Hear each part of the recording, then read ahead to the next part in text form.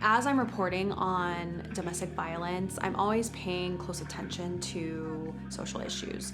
So for instance, I reported a story earlier this year about a helpline that asks men who are thinking about harming their partners to call in, which is a really big ask, period.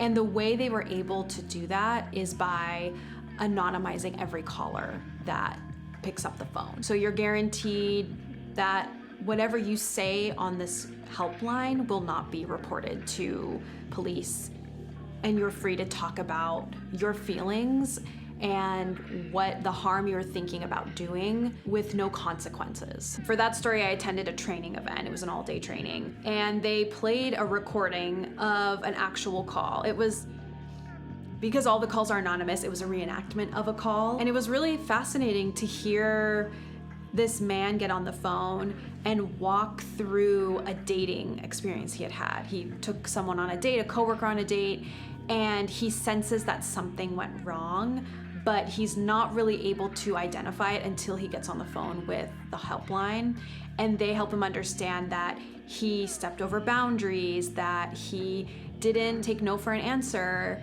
and helped him kind of come to terms with, yes, what you did was wrong, and yes, there might be consequences, but this is all part of the healing, and this is all part of relearning what society's taught you. And that was really, really, really eye-opening, because we don't often see how men are changing their behaviors in real time. And you kind of start to understand how hard that is. It's a bit like turning a massive ship. And that right there is a solution to a social justice problem, which is that most of the people perpetuating domestic violence are men, and the people experiencing domestic violence are disproportionately women. Sometimes a really well-meaning policy can result in some pretty negative impacts on the people that it's trying to help. Last year, I reported on a story about a law that requires healthcare professionals, including doctors and psychologists, to report if they suspect their patient is experiencing domestic violence. The result of this is that people of color were not seeking routine care because they feared their visit turning into a police report.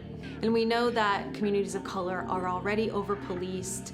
And so I was hearing stories about how people with diabetes were not going to the doctor and getting medication they needed because they didn't want to be screened for this. After that story came out, I heard a lot from the communities that I had reported on. They were very thankful for the reporting, but also the lawmaker kind of involved in that story promoted it on social media, which was really cool. And I was just able to dive into this story in a way that maybe I couldn't somewhere else. I spent a lot of time reporting it out. I was given a lot of time to really understand the story and really understand both sides of it.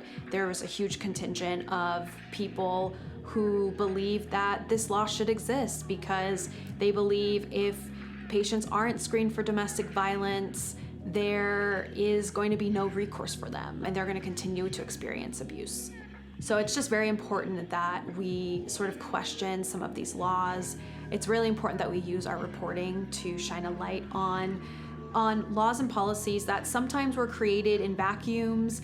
And as my reporting showed, this law was passed decades ago with very little evidence or research to back it up.